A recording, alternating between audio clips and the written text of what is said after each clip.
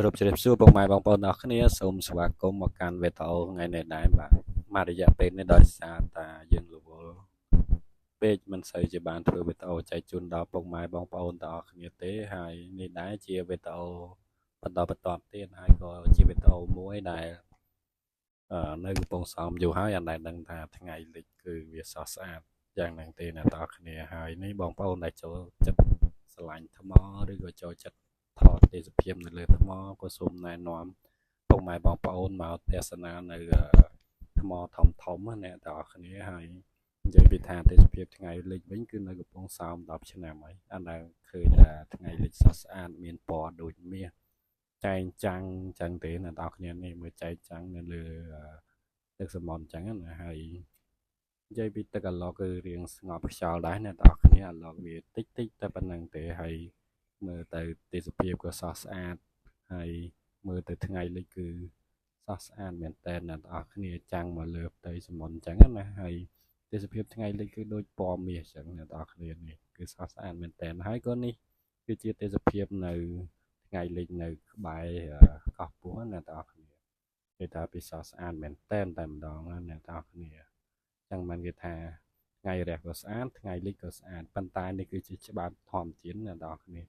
គឺថាតែមានថ្ងៃរះហើយគឺមានថ្ងៃលិចអញ្ចឹងដោយព្រះអង្គលោកគូសុភាពលោកមានទេសនាដាស់សតិឬក៏ជាធម៌អប់រំចិត្តអីចឹងណាហើយព្រះអង្គក៏បានទេសនាថាដូចជា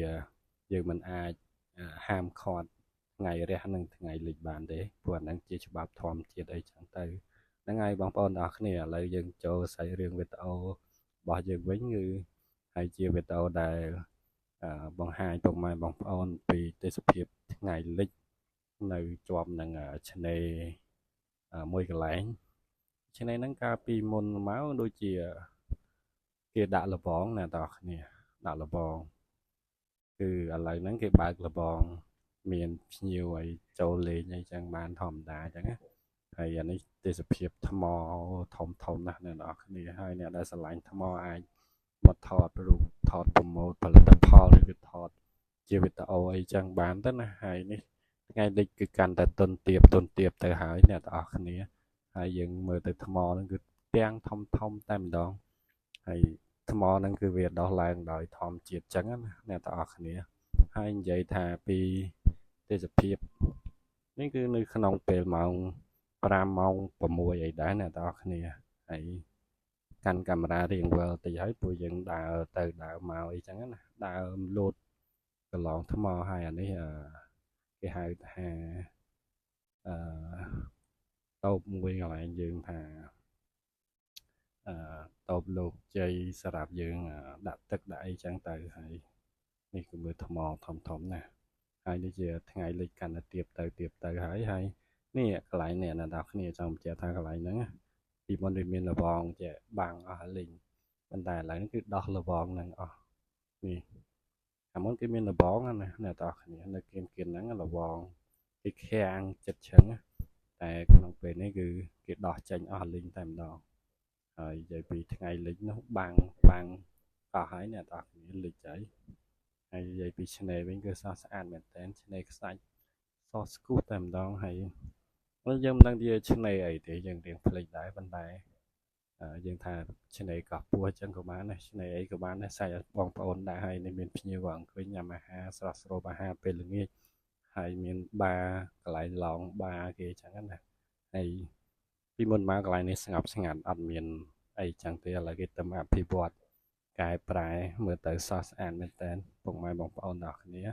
ហើយនេះមានតួងមានសាន់បេនមានកញ្ចុះមានអីហើយលបងនេះដោះចេញអស់លេង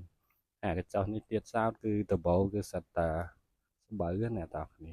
គេដាក់ស្បូវស្បូវហើយអាចជុំវិញនោះក៏ចក់បន្ទាប់ពីយើងដើរតាមលបងឆ្នេរហ្នឹងទៅដែលមានឆ្នេរយើងដើរហ្នឹងទៅយើងផុតពីហ្នឹងទៅយើងនឹងទៅក្បែរស្ពានកោះពោះហើយអ្នកទាំងគ្នាហើយអានេះគឺគេហៅថាស្ពានកោះពោះអានេះកោះពោះហើយនេះបងប្អូនភ្ញៀវចិនហ្នឹងគាត់ដាក់មងដែរអញ្ចឹងណាអ្នកទាំងគ្នាហើយវាជឿនៅទីកន្លែងនេះទៀតសោតគឺគេ